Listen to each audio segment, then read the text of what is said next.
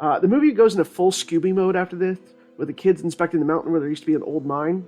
When we first see that sign that says Shandor Mines, Meg and I both pointed to the screen and gave each other a look. I actually didn't notice that in the trailer. And also in that cave, like Evo Shandor kind of comes back in this movie. Literally, in fact. I really appreciate the inclusion of Evo Shandor himself. I thought that was a very cool touch. Oh yeah, the whole town was built by Ivan Shandor. Yes, the bad architect from the first film, mentioned in passing. And speaking of Evo Shandor, he actually shows up physically. And Ivan Shandor is basically in an undead state of suspended animation, arising every day when the ghosts do, but then dying off as the ghosts go down again. Pretty creepy. Holy crap, is that J.K. Simmons as Evo Shandor? Played by J.K. Simmons. I'm glad they shoehorned Ivan Shandor in here and his complete devotion to Gozer. I didn't like the stunt casting with J.K. Simmons. Was J. Jonah Jameson the real villain behind Ghostbusters all along? Seemed unnecessary as that guy. And feels absolutely wasted. Because we have Ivo Shandor show up and then get torn in half, which, alright. I thought they wasted Evo Shandor. Because I remembered him from the first movie, and there's all this build-up, and he wakes up. It's like, oh, wow, Evo Shandor is going to be in this movie. There was a fun point where Ivan Shandor is like, Gozer, blah, blah, blah, and she rips him right in half. Like, whoo. Oh, never mind. Gozer just ripped him in half. Why even bother putting him into this film to begin with? And he basically, tries to seduce Gozer, I guess, and gets ripped in half for his trouble. That was, just weird. I was like, what? I didn't really understand. And then he's gone and not mentioned again. I thought that was a wasted opportunity. I was a little bit annoyed at that. Yeah. There had to be more to his role. He's kind of responsible for all of this. I thought he was a good guy at first.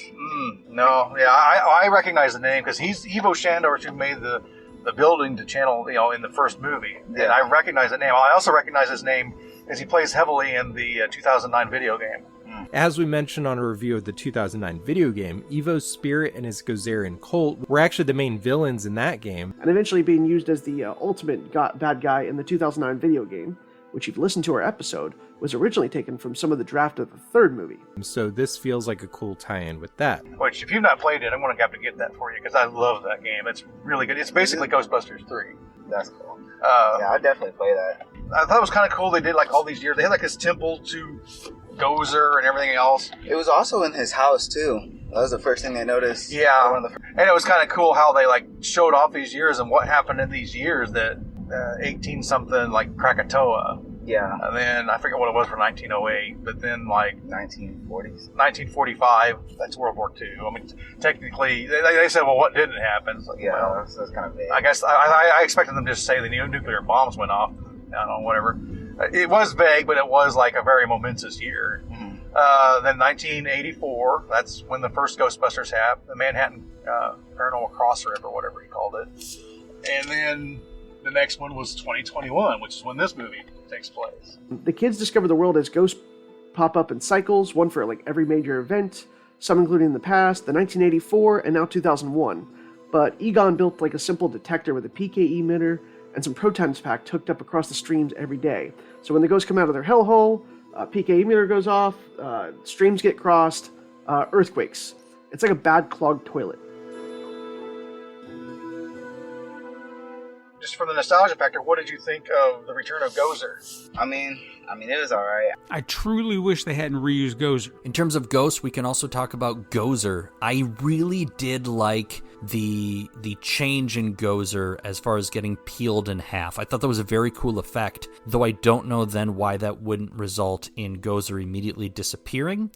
Speaking of, Olivia Wilde, from Tron fame and tons of other things, nailed the original Gozer look and acting. I mean, I feel like they're gonna bring him back again in a future movie, just because the way that he not disappeared, but was defeated. Yeah. Well, I mean, you can always open up the traps, I guess. Yeah. You can't tell me it wouldn't have been much more interesting to have an unknown variable that no one would believe Egon about for a plethora of reasons, thinking he'd gone mad, only to learn that it was due to the spirit itself and the torment it put him through. Sounds solid to me. I feel like it'd be more nostalgic for my mom. Mm-hmm. Just because she grew up watching those movies. Those are just some movies that I just I want to watch these. Yeah.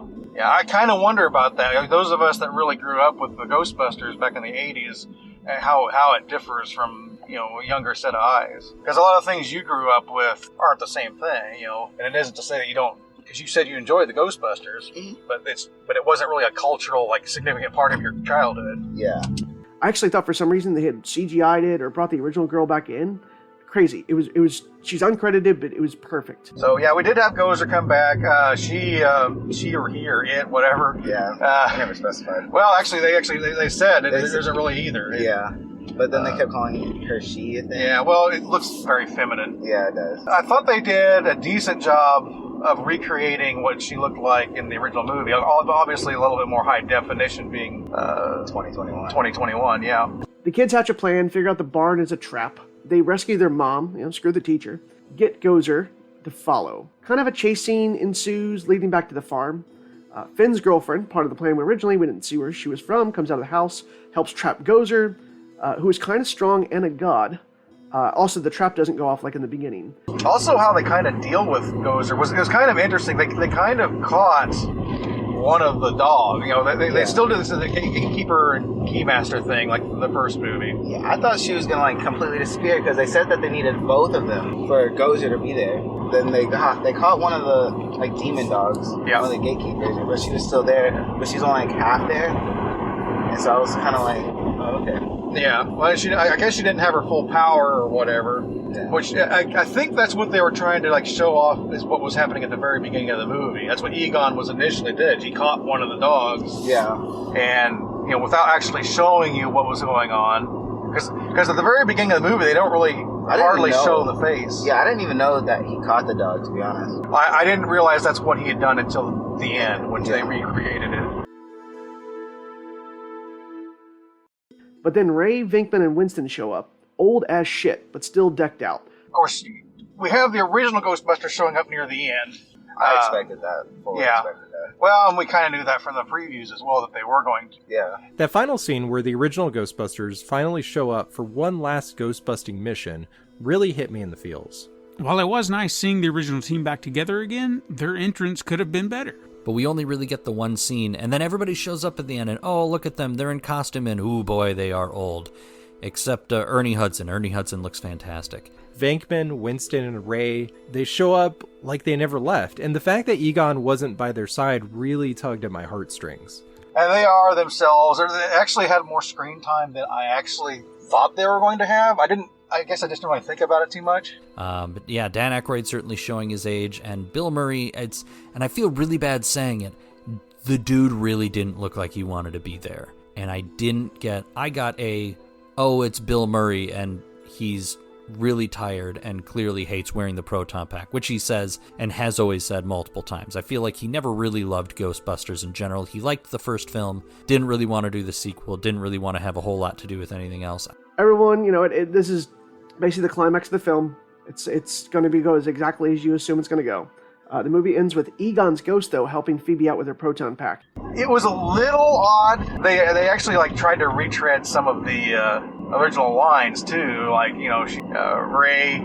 To hell with this back and forth with Gozer and having to rehash the "Are you a god?" line, which doesn't work well here at all. Of course, I like how he changed it. He actually very specifically said where he was and which county he was in Oklahoma and the wildlife, whatever. As opposed to the city, city, county, and state of New York, blah, blah, blah, blah. Yeah. Just have them come in. Proton packs ablazing. We can get to all the chit-chat later. And, of course, they do the "Are you a guy?" And so they kind of, made, a self-referential joke that, it was cute, but I wouldn't say it was great.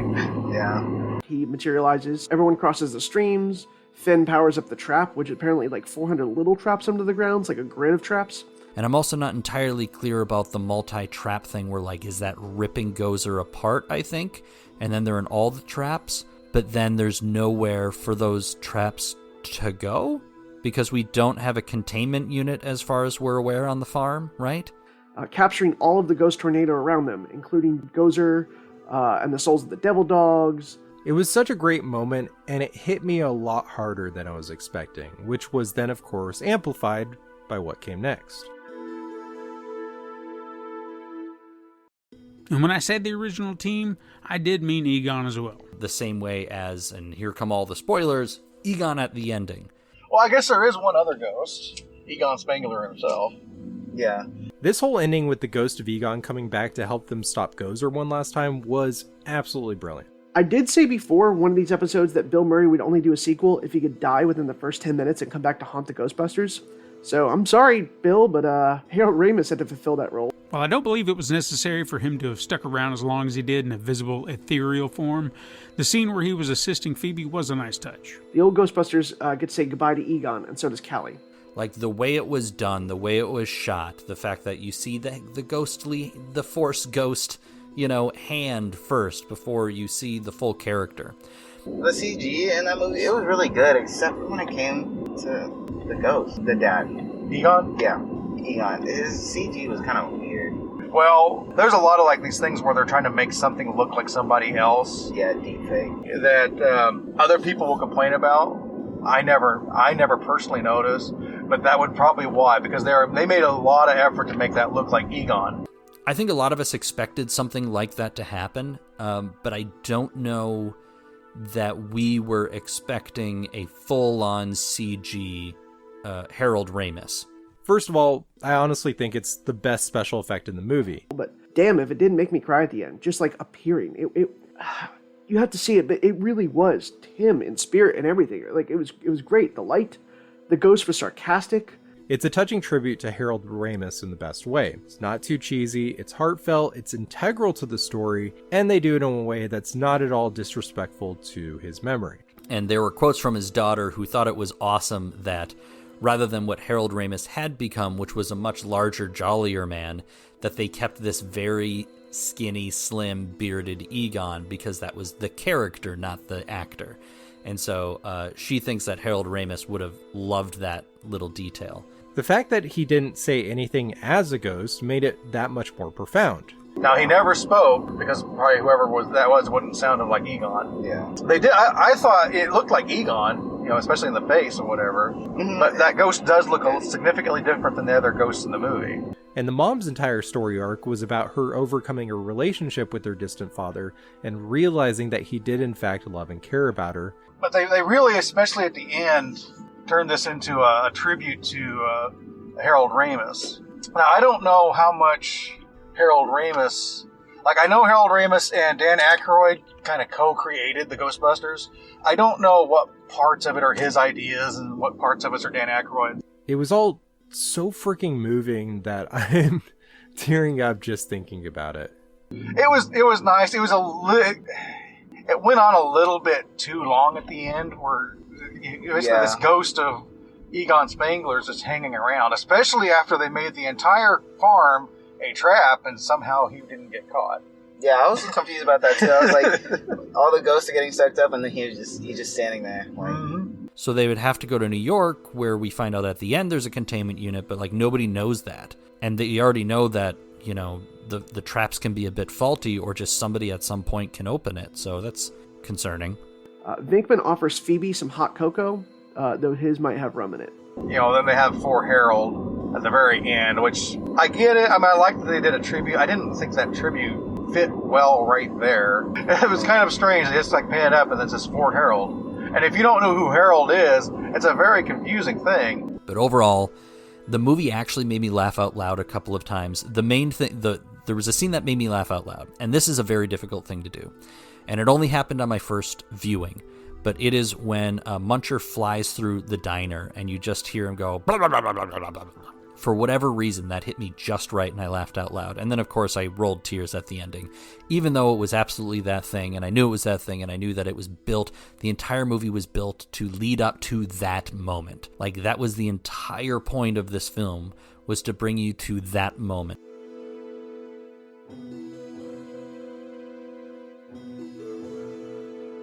And, okay, so I guess last thoughts. It is absolutely a nostalgia hit and a thing trying to sell merchandise, and I'm okay with it.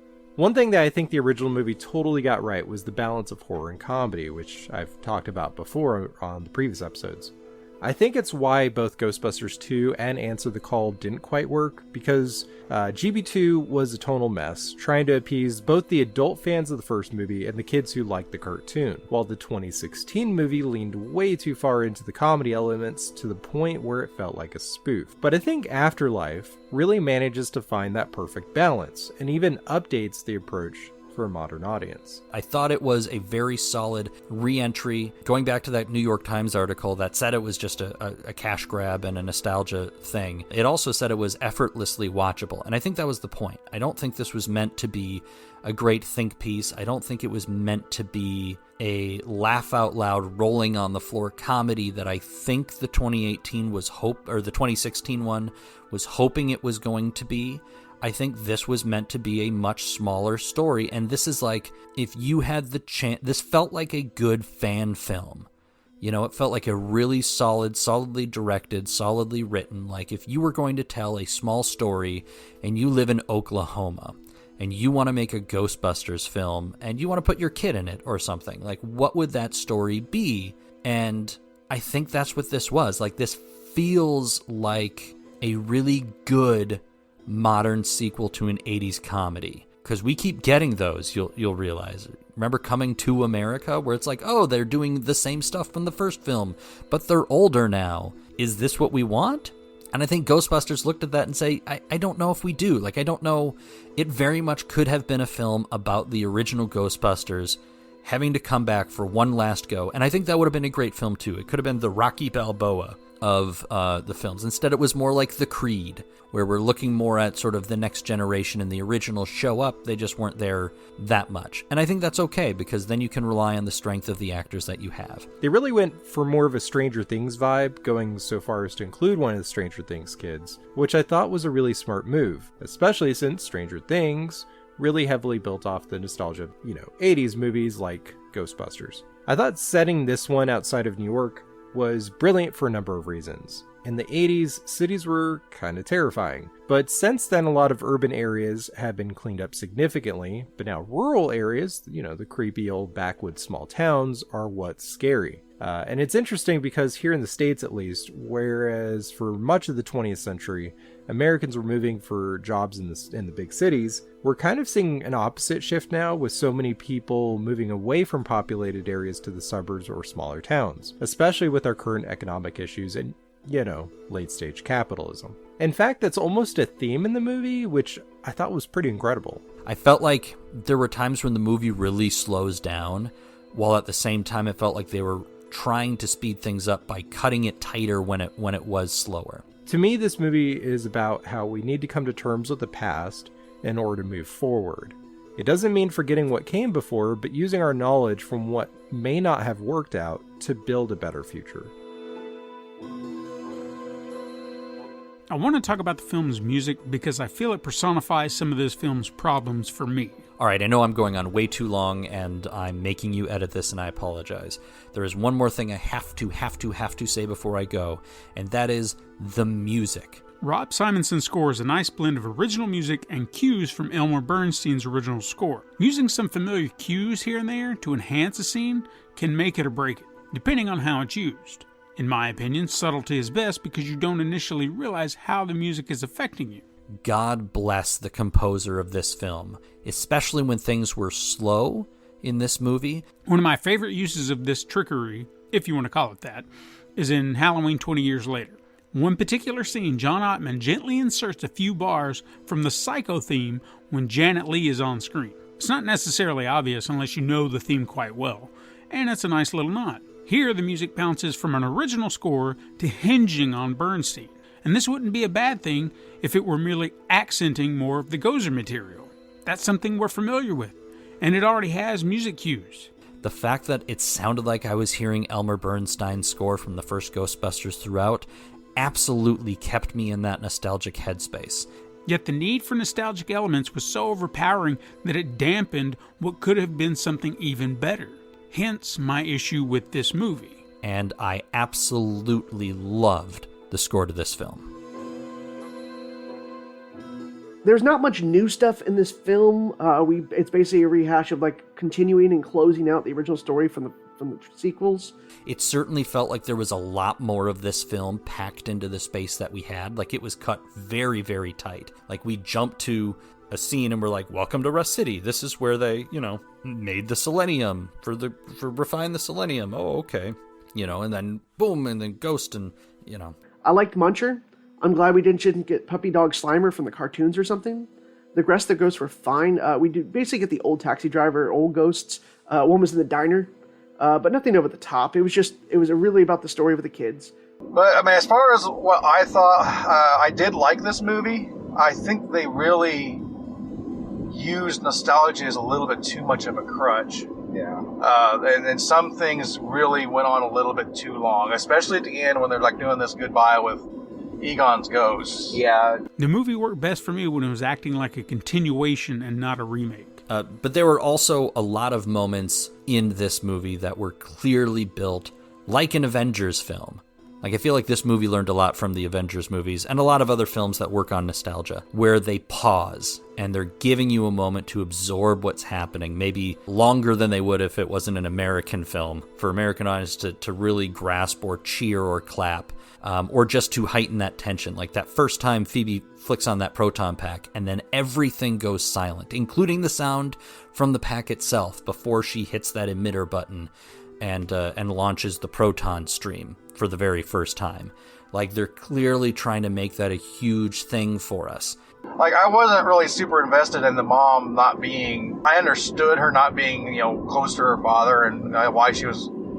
But to me, like, her accepting her father was when she's sitting there looking at the picture. They didn't need to do the extra step of him hugging her ghost, or her hugging his ghost. But I think Spengler here obviously has to take the cake. The ghost, Force Ghost Spengler, who maybe could have materialized at any time, but decided not to until the end. Who knows?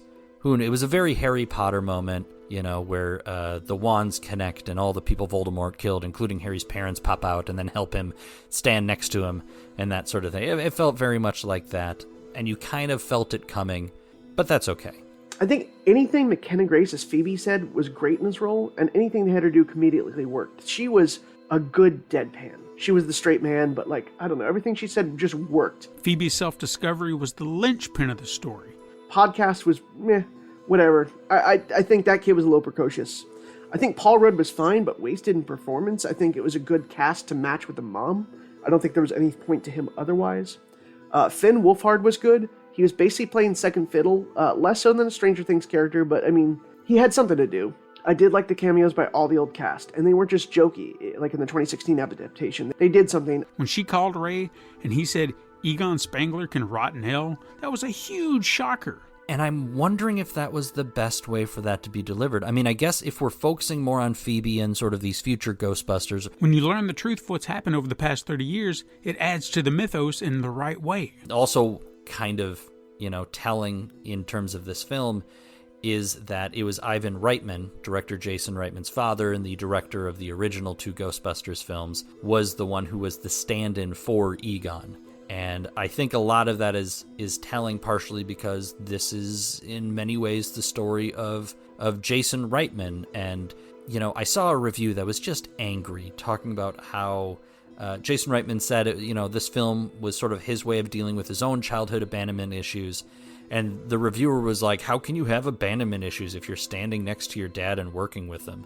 And the response to that is because of the film industry and the way it works. Even if he was there on set, his dad was gone all the time doing these things, and clearly he couldn't be around for all of it.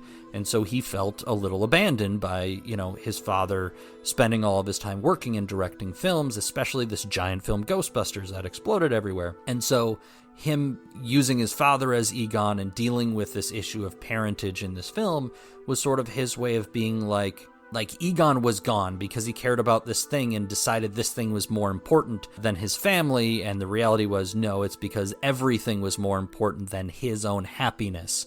And the family was just sort of the collateral damage of this thing he felt he needed to do, and hoped that in the end, the sacrifices he made and the things that his kids and grandchildren would miss out on would be worth it for them, in this case, living, and the world not being destroyed by Gozer.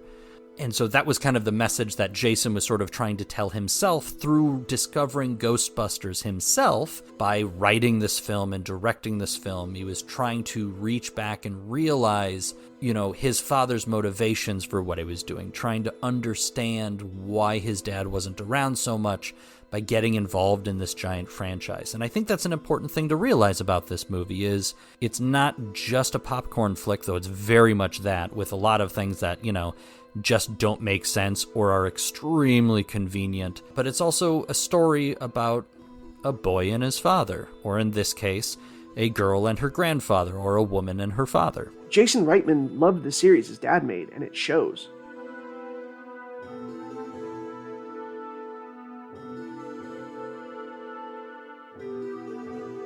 But yes, overall, Ghostbusters Afterlife, if you've listened to this whole thing, oh my god, what's wrong with you? The whole thing was just spoiled for you. Literally the whole thing. You poor bastard. Well, I can't really think of a whole lot more I want to talk about in this movie. I enjoyed it. I'd probably watch it again. I don't think it was better than the first movie. There were a couple post-credit scenes, one of which was just kind of this extended joke from the first movie with Sigourney Weaver and Bill Murray. With the psychic thing and the electric shock. The mid-credits scene gives us a really awesome moment between Bill Murray's Venkman and Sigourney Weaver's Dana as the two reenacted the psychic shock treatment gag from the first movie. Best mid-credits scene. Venkman and Dana, still together, are playing the card game from the first movie, with the shocker. This time with the tables justifiably flipped on Venkman. All right, let's talk end credit sequence. The Bill Murray Sigourney Weaver sequence was fine. Well, which was kind of strange. Like at the very, they started rolling the credits, and they said they started like listing the actors, and of course they went through Bill Murray and Dan Aykroyd, Annie Potts, and it says with Sigourney Weaver. I don't remember Sigourney Weaver in this movie. And I tried to think. I actually kind of like for a moment thought, was Sigourney Weaver like made up to be Zool or Gozer? I mean, like wait a minute. But then they did the post-credit scene. I was like, oh, which is the same thing they did in the 2016 movie. Like Sigourney Weaver made an appearance, but it was in the post-credit scene. It was weird. It felt a little forced. I didn't feel the chemistry between the two actors. Also, are Venkman and Dana using that as like a lead into sex? Like, shock the old man with a heart attack and then jump his bones? I don't know. It's weird. And I felt like they were kind of trying to call out Venkman's actions in terms of his, less than ethical treatment of women. But I don't know. I feel like it was there and it was interesting, but it seemed weird. And then at the very end, we get a deleted scene from the original movie that subtly hints at a relationship between Janine and Egon, which really made it all the more moving. It was kind of the same way that like Janine showed up at the start and then like disappeared until the end credits sequence. And it was a little disappointing. It's like, okay, you're here and that's awesome and we get that guest appearance, but like then you're not there anymore, and you would think the mom might have some other questions for you or something like that. The other post-credit scene was kind of Janine and Winston Zeddemore. Ghostbusters Afterlife finally does justice to Ernie Hudson. Oh, it turns out that Winston is rich as shit and has been subsidizing Ray's rent. He's going to turn a profit one of these years. Turns out after the band broke up, Winston Zeddemore became a successful businessman. In fact, he was even helping to keep Ray's occult bookshop afloat because he's genuinely an awesome guy. But they kind of having this chat where Winston's kind of gone on and become like this wealthy businessman. But the whole time, like he's like going back to the firehouse. Ecto 1 comes in. I don't know who's driving it, but he's patting it. And also owns the old firehouse? As far as the end, we have Winston going into the old firehouse, which we were told was supposed to be a Starbucks. So I assume that must have just been some offhand comment that Ray made, or they made a mistake and didn't realize that, no, it not only wasn't a Starbucks, it didn't look like it had ever been a Starbucks. It had looked like it was just completely abandoned. And then at the very end, they kind of like show that this containment unit's been down there apparently all this time, and like a little red light's flashing. So, I mean, it's a great lead into a sequel. Kind of like, I guess, Trying to set up the next movie, which is cool. I wouldn't mind another one. What do you think? Yeah, I wouldn't mind another one. I'd definitely go see it. I don't think it was for us to be like, yeah, we love Phoebe. Phoebe's clearly going to be in charge of the new Ghostbusters and as our favorite new... Like, I don't feel like that was this film. I would love to see all the new characters again in a sequel. Or even, I don't even know if they're going to be future Ghostbusters, right? Like, that might not be the case at all. Their adventure might be done, except they are still stuck on this farm with no money. So, wait a minute. Like, their whole initial problem was never actually solved. That's got to be a bad thing, right? Especially Phoebe. Like, I don't think anybody is looking at Phoebe and her brother and Lucky and Podcast and being like, yeah, these are our new 4 Ghostbusters. Like, I don't think that's what this was. So again, it was different in the 2016 movie in that way. That's not what we were being told, a story in this world, and maybe those characters will come back, but we'll have to wait and see.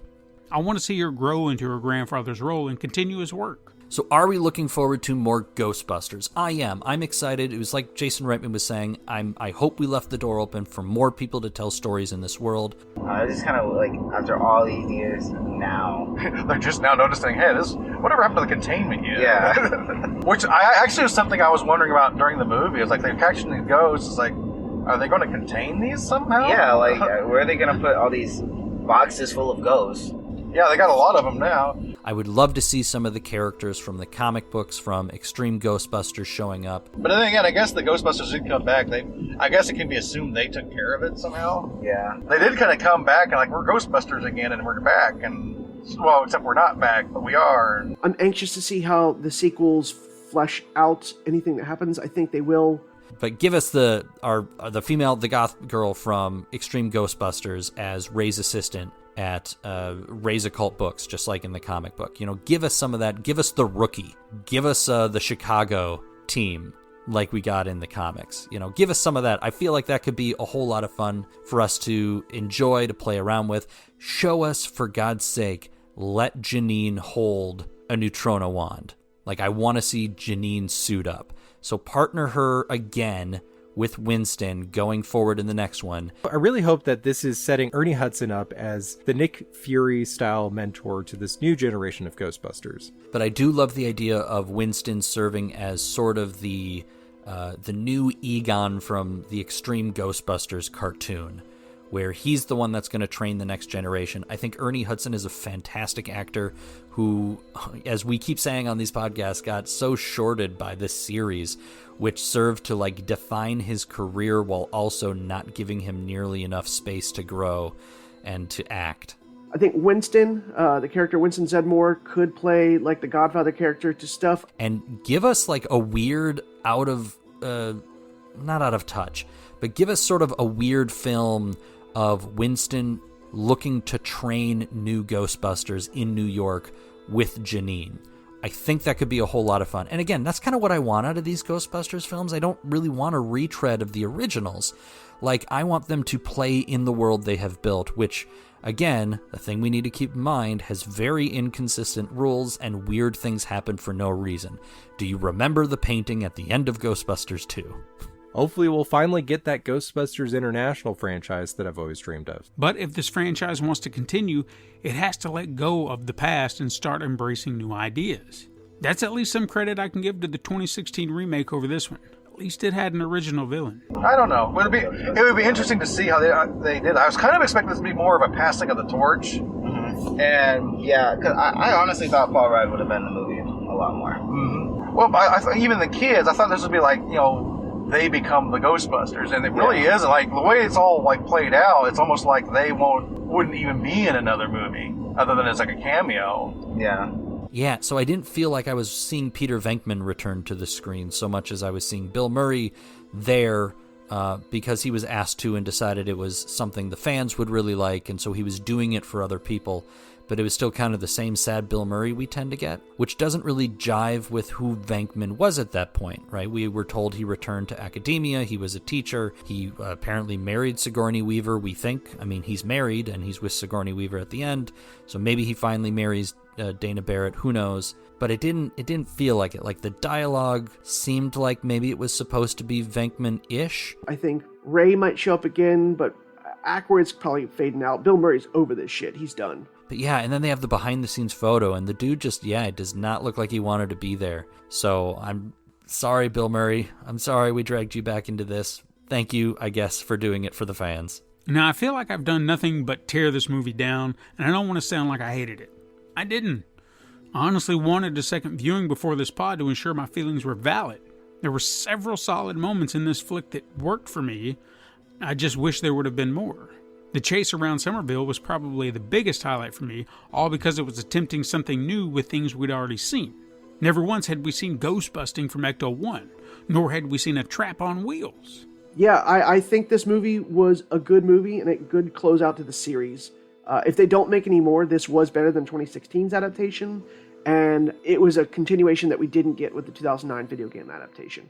But go see the movie. I'm curious if it's going to hold up when I see it in however long it is before I rewatch the thing. Probably not. Like, on my subsequent viewings, the jokes weren't hitting as hard. I wasn't loving it as much as I was. It was just like, you know what? Yeah, that was a solid movie. It made me feel the feelings. Thank you for letting me, dwell in nostalgia for a little while. I think it was I think the cast did a great job.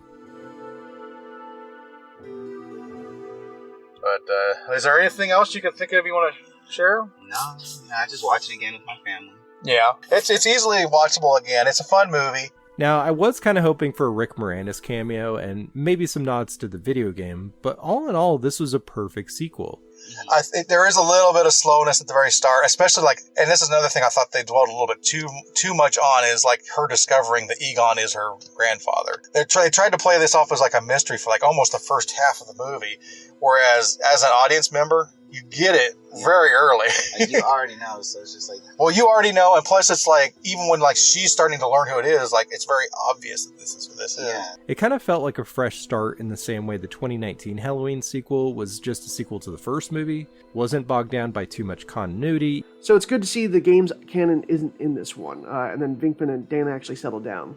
Also, I do think it was sad that this film essentially made the video game no longer canon. Even though I'm still convinced that both Ghostbusters 2 and the video game are both canon, and no one can convince me otherwise. And the events of the first movie are known. Which is why I'm like, why is everybody so hesitant to believe this? Like, because it's not like... Well, Paul Rudd's character, that teacher, he believed it pretty quick. Because it's not like the events that happened in New York was like small. Like, that was big. Yeah, it was big.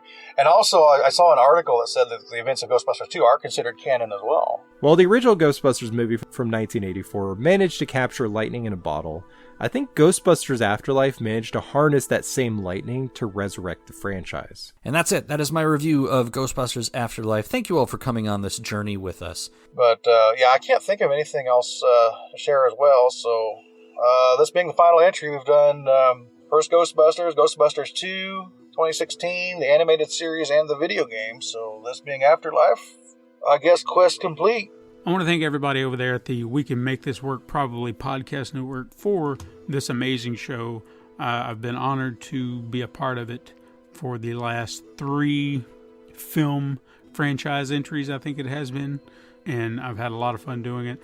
I'm probably going to take a break from here, but I don't want to say this will be my last. And I hope that if you love Ghostbusters as much as I do, and some of us on this podcast, see if you can find your local franchise. Like, go hang out, go take pictures with people suited up in Ghostbuster gear. It's a whole lot of fun. So I'm looking forward to coming back when the mood strikes me and I've got a little bit more time. Now let's just hope they can pull off a similar miracle with the upcoming Matrix movie, The Matrix Resurrections.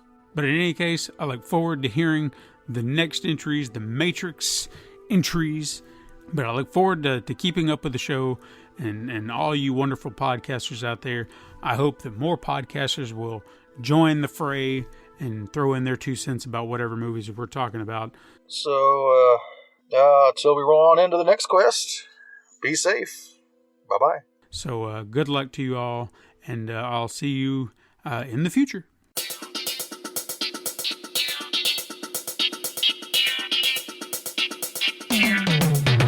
Podcasters Assemble is a production of the We Can Make This Work Probably Podcast Network. Find more of our shows at probablywork.com and learn how to contribute to future episodes of Podcasters Assemble by looking us up on Twitter and Instagram at Casters Assemble or joining our Discord page. Link in the show notes. Submissions are always open. Intro written by Justin Aki. Music by Deft Stroke Sound.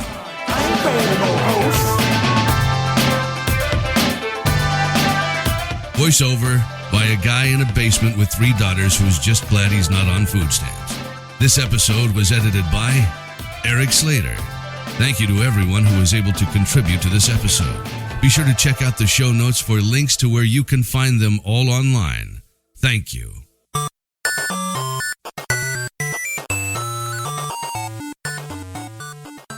This has been a presentation of the We Can Make This Work Probably Network. Follow us on Twitter @ProbablyWork for more of our questionable content. Also, we have a website called probablywork.com.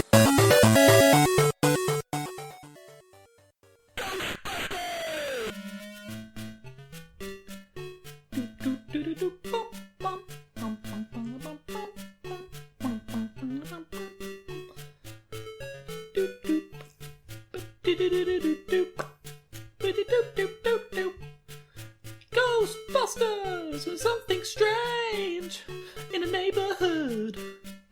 Who you gonna call? Ghostbusters! Something weird and it don't look good. Who you gonna call?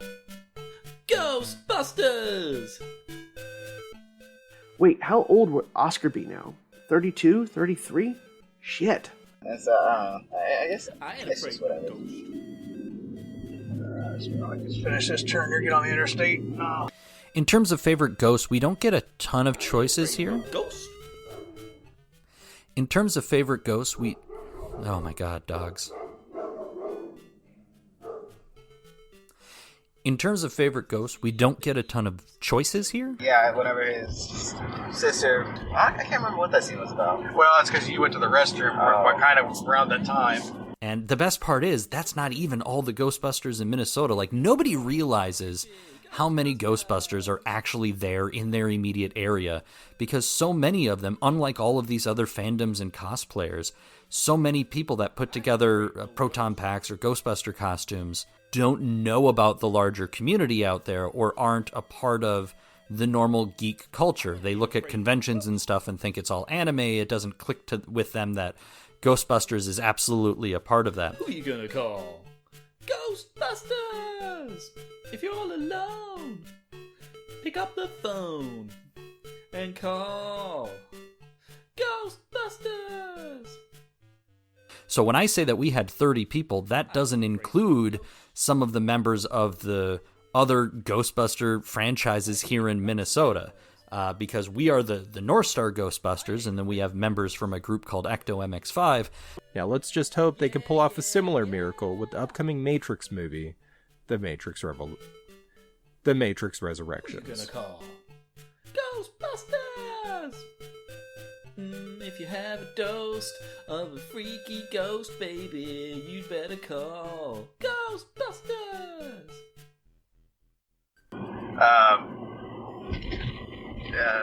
And then I thought it was a reinvigorating of the series without relying too much on the problematic.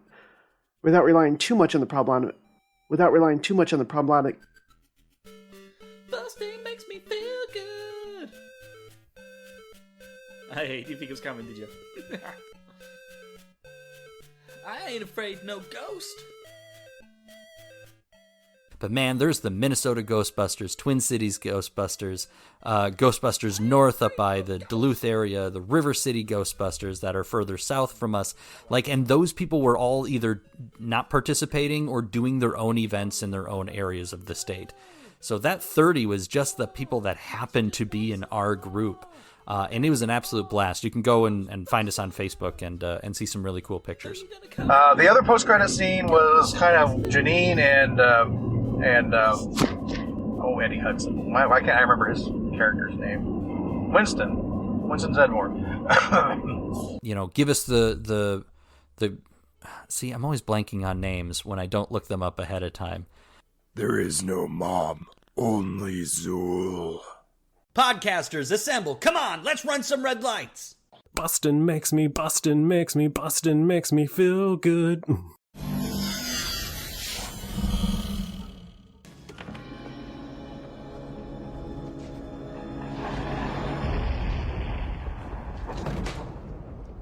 At last.